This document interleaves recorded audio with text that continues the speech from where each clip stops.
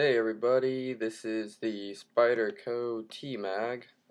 Had this knife for a little while now and I've just not made a review on it because, as you guys have probably seen or heard, I've gotten quite a few lately and I've just, time versus holidays versus work and just getting out of school and whatnot. Time has been limited, but trying to do them here where I can. Right away, I'll just start off with some specs on this knife here. The closed length is 4 1/8 inch. The overall length of this knife from tip to bottom is 7 inches on the dot, 7 inches. Blade length is 2 15/16 inches, so just a hair under 3 inches. The cutting edge on this is 2 1/12 inches. Blade steel here is CPM S30B, made in Golden, Colorado, and this hole here is 1/2 inch or 13 millimeters. Blade thickness, be care, it's 1/8 of an inch, and it tapers down to the tip, so it gets thinner as it gets to the tip. And handle scales, like a smooth, polished carbon fiber with a somewhat grippy, not quite like the Sage 2, not quite as bumpy or grippy as that. They're kind of sanded down, but yeah, it still has some grip to it. Overall, this knife is pretty nice. As you can see, this thing is popping down like this. There's a reason why they call it the T-Mag, and that is because they use a magnet to hold this open. As you can see here, you have the Spyderco bug, and you have Spyderco CPM S30B, and on the flip side you have Golden, Colorado, USA Rare Earth. It's going to be hard to see, and if you do see it, it's backwards, I know. So the reason why they have Rare Earth there is because it indeed uses magnets, and that's what that little block here is. That is indeed a magnet. And so when you're opening this knife, opening, and then that blade snaps in and closes on that magnet there.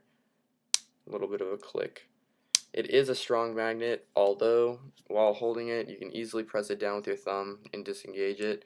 So when you do buy this knife, if it's new in the box or if the previous owner keeps the card in it, it's going to tell you to always have your finger under this choil here. And it is unsmart to hold it like this because obviously you're going to push it straight down and that can close on your fingers. So it tells you to always keep your finger under the choil, just for that, safety reason. I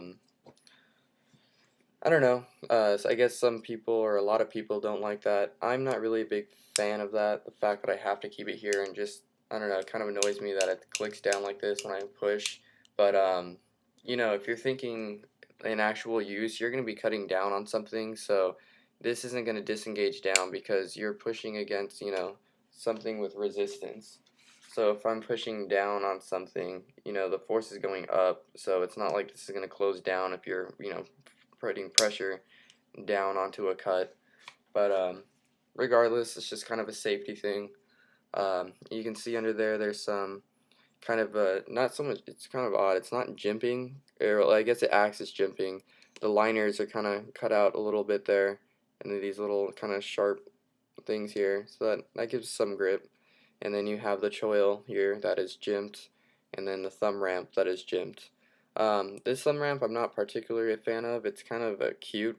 As you can see, there's not much curve to it, so fitting your thumb on it low is comfortable. The higher you go, there's kind of like some gap in between your thumb and the bottom, so that I don't really like.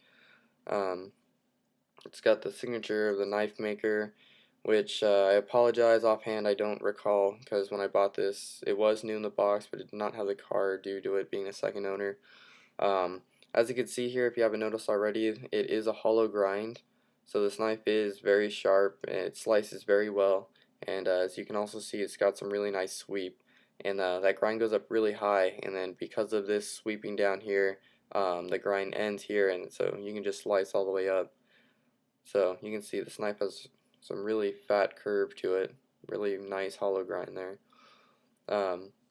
It is torque screw construction. It takes 3 torque screws to put this entire knife together, and it looks like it has a stone washed clip or bead blasted clip. I think it's bead blasted. I don't know if you can really pick it up in the camera, but it's not really shiny. It's kind of a dull gray color. Um, Only tip up carry for right and left tip up carry only. Um, Also, kind of an odd thing is that the liners in this are not skeletonized. As you can see, they're just full slabs of stainless steel, and that's on both sides. Just solid slabs of stainless steel. No skeletonization anywhere on this knife. There's no lanyard hole on this knife. Um, Obviously, I already talked about the clip. It's a wire clip, and yeah, there's not much more to say to this knife. Um, I mean, it is an interesting knife. It's an interesting idea using a magnet. Although I find weird that it's so easy to click down while you're holding it as far as the magnet goes. I mean, the magnet's powerful.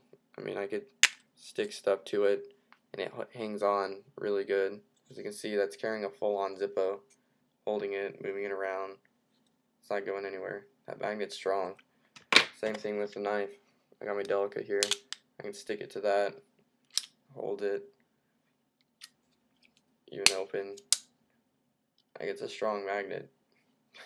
Just kind of a funny demonstration there.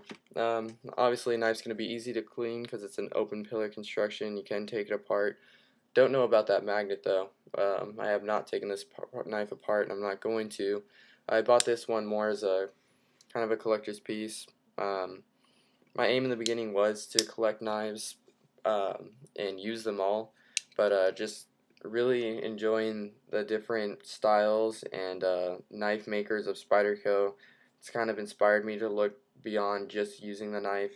I mean, the point of a knife is a tool, obviously, but you know, some companies, it's not just a tool. It's also really it's art, and I just really enjoy some of the designs and the rarity of some of these, and price value does go up, and you know, if you buy a knife at a good price now and it's discontinued and it's a very interesting model and people are going to want it later, you know, you have more money for newer knives or whatever else you need.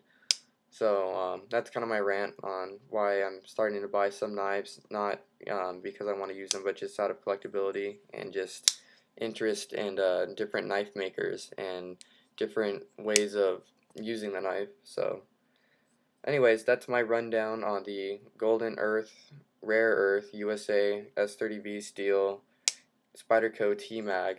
And like I said, knife doesn't lock. It's all on that magnet, almost like a slip joint. So that is my little quick overview, initial impressions on the Spyderco T-Mag.